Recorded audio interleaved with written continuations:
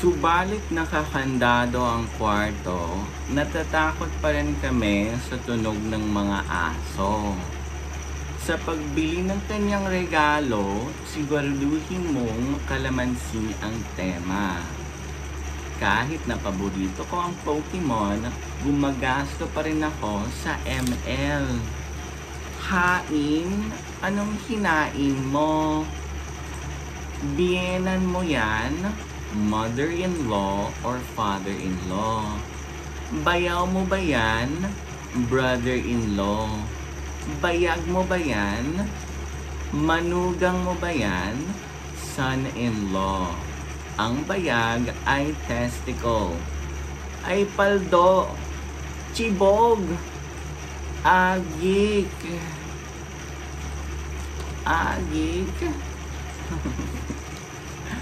Masasalvage pa ba yan? Ay sus Mariosep. Omsim. May afam. Jologs pare. May race back. Maamo ba yan? Ay egol tayo dyan pare. Ay may Yumi.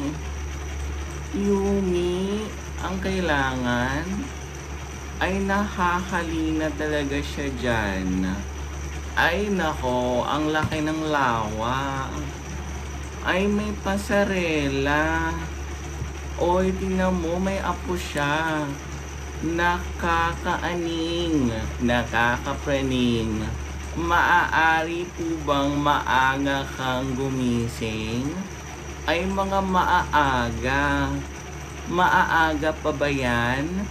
Maaagapan pa ba yan?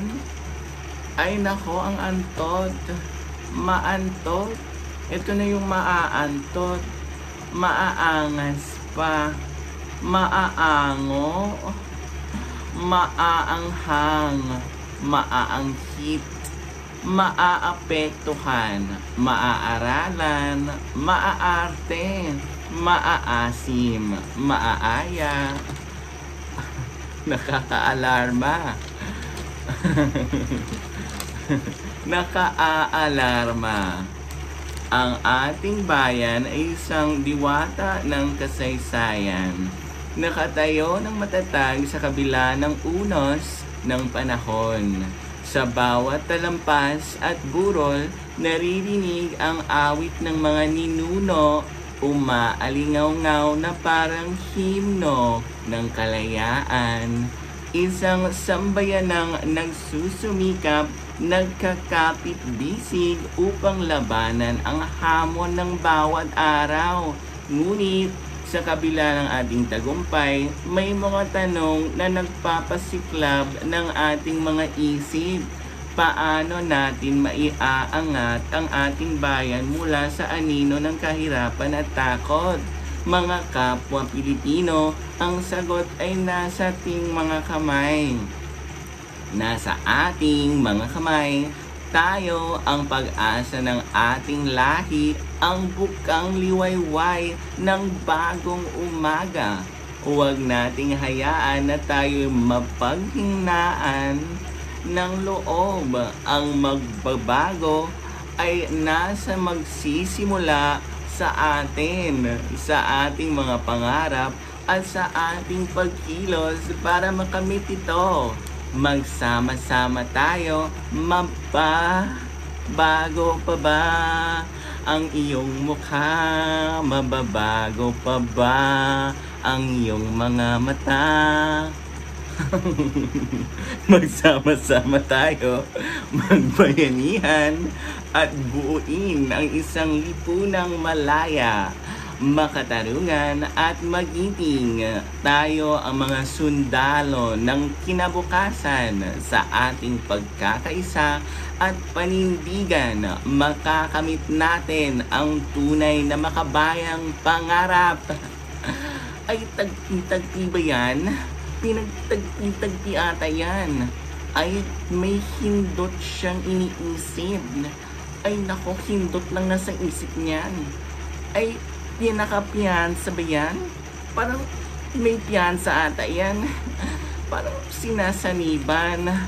Ay, nako, puro yan kiri. Kiring-kiri. Tingnan mo yung matandang kiri.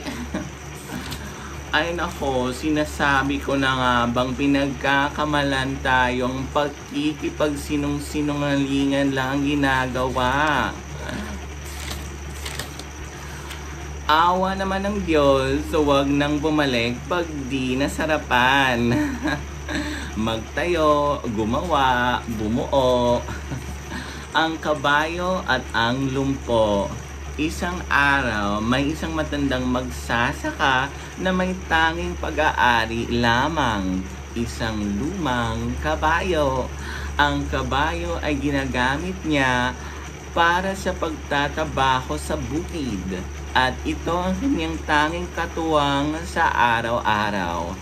Isang gabi, bigla itong tumakas at nawala. Kinaumagahan, dumating ang kanyang mga kapitbahay at naawa sa matanda. Sinasabing napakasama ng kanyang sinapit. Ngumiti lamang ang matanda at sinagot niya sa kanila, sino ang nakakapagsabi kung ito'y malas o swerte?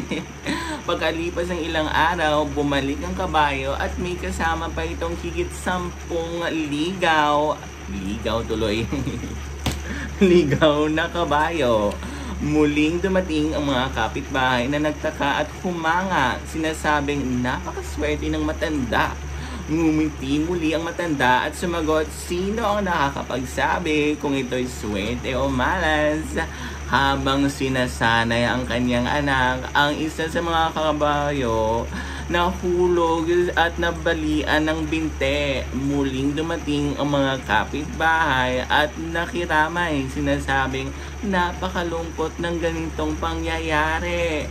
Ngunit gaya ng dati, sinabi ng matanda, sino ang makakapagsabi kung ito'y malas o swerte?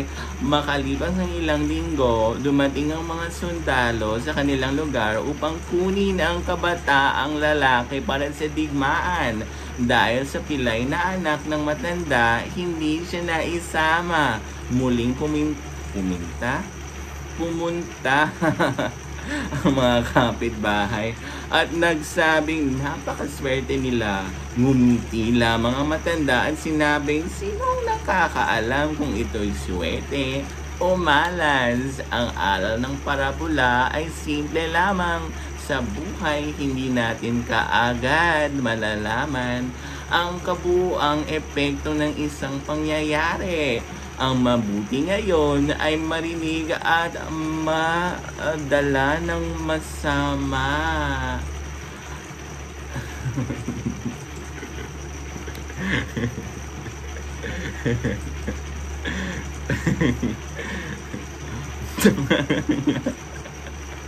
Madala ng masama ang hindi dapat mangyari. Hindi natin kaagad malalaman ang kabuuang epekto ng isang pangyayari. Ang mabuti ngayon ay maaaring magdala ng masama sa masama sa hinaharap, at ang mainam na aral ay tanggapin ang bawat bagay na nangyayari ng may pagkakapayapa at pananampalataya.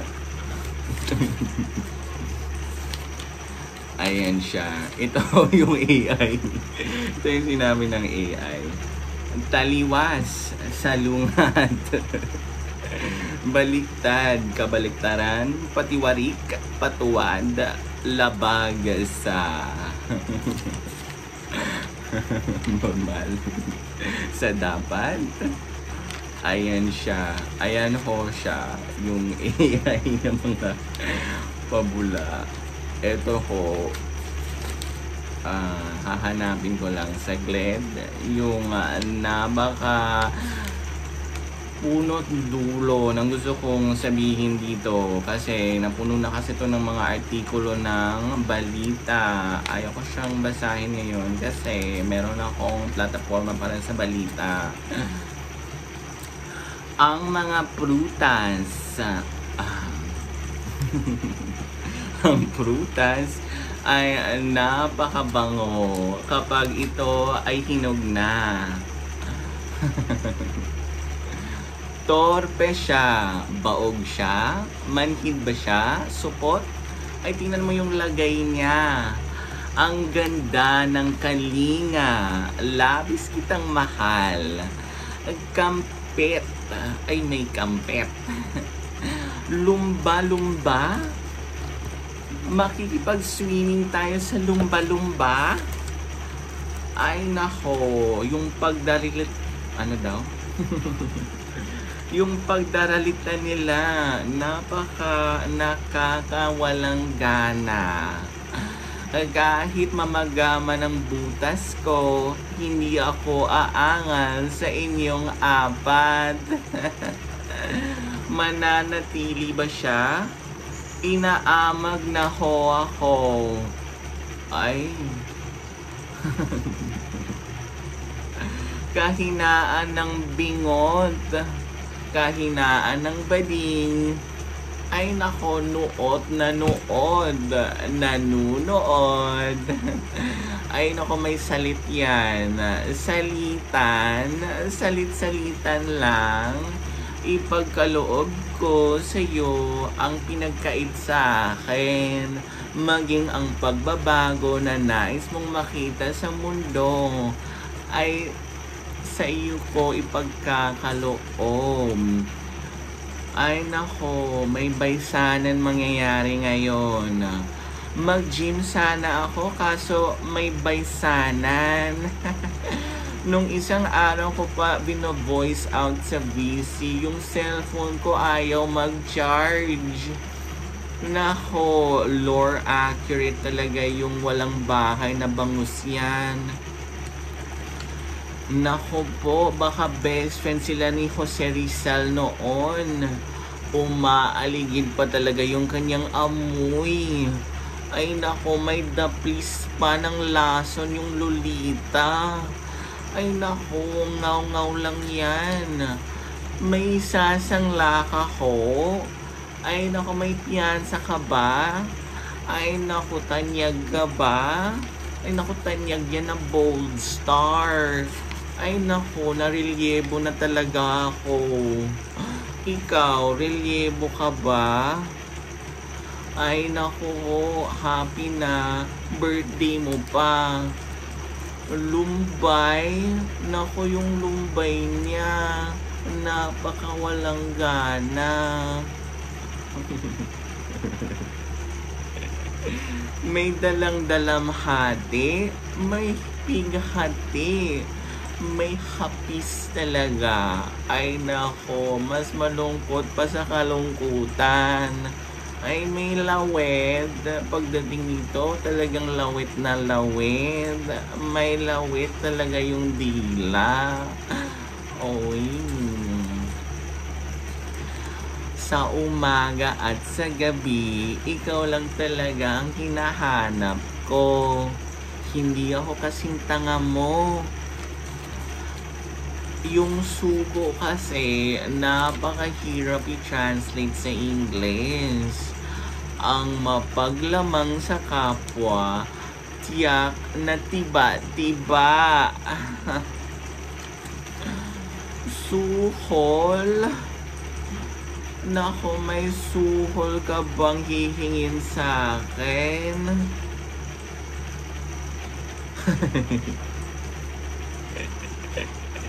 May suhol akong ibibigay sa'yo para mapadali yan.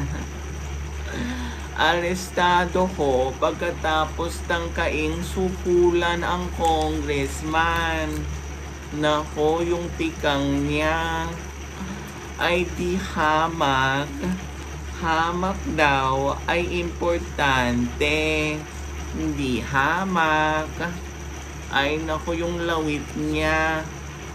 Ganyan talaga yan si Jed, kuripot sa may lawit.